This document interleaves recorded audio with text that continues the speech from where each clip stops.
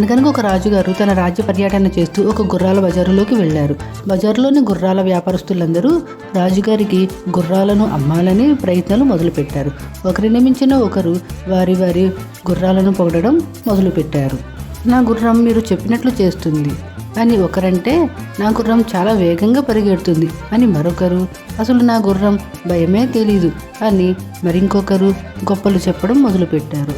ఒక వ్యాపారస్తుడు మరీ ఎదిగిపోయి నా గుర్రం ఎగరగలదు అన్నాడు.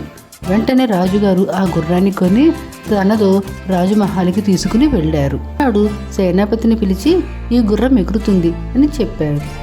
సేనాధిపతి ఆశ్చర్యపోయి గుర్రాన్ని ఎగిరించే ప్రయత్నం చేశారు. కానీ గుర్రం ఎలా ఎగురుతుంది?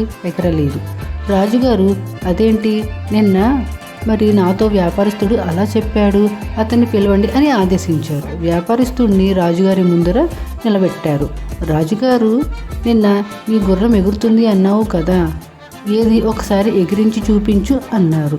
మహారాజా, గుర్రం ఎగురుతుంది అంటే నా ఉద్దేశం అంత వేగంగా పరిగెడుతుందని అని వ్యాపారస్తుడు చెప్పాడు. రాజుగారికి చాలా కోపం వచ్చింది. ఇతని తల నరికెయ్యండి అని ఆదేశించారు.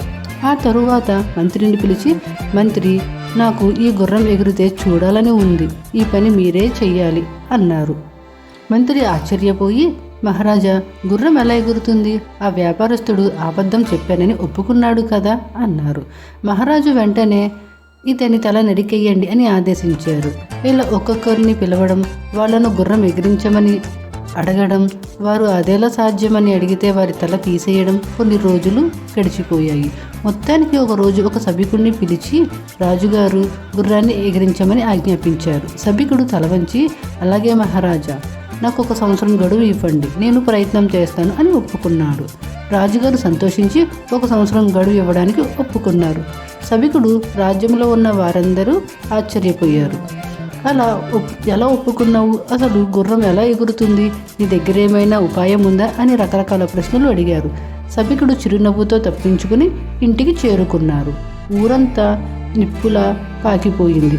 ఈ వార్త ఇంట్లో ఉన్న అతని భార్యకు కూడా తెలిసింది.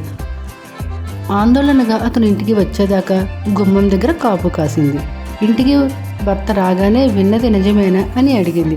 సభికుడు నిజమే కానీ కంగారు పడొద్దు అని భార్యను ఇలా ఓదార్చాడు. మూర్ఖుల మనసులో ఒకటి పడితే అది సాధించాలన్న పట్టుదల బలంగా మొదలవుతుంది. వారితో వాదించడం కష్టం. మహారాజు గారు మనసులో ఈ విషయం అలాగే బలపడిపోయింది. వారిని కాదన్నా వారి తలను నరికివేస్తారు. నన్ను అడిగిన వెంటనే నేను కూడా, కుదరదు అంటే నా తలను కూడా వెంటనే తెగేది.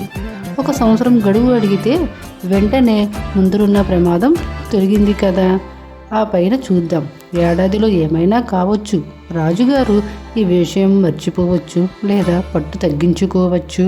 భవిష్యత్తు ఎవరు చూశారు అని సభికుడు తన భార్యకి చెప్పాడు. చూస్తుండగానే 1 సంవత్సరం గడువు ముగిసింది. రాజుగారు ఒకరోజు సభికుడిని పిలిచి గుర్రాన్ని ఎగిరించమన్నారు. గుర్రాన్ని ఎగిరించలేమని సభికుడు వివరించాడు. కాలం గడిచే కొద్దీ రాజుగారి మూర్ఖపు ఆలోచనలో పట్టుదల తగ్గింది.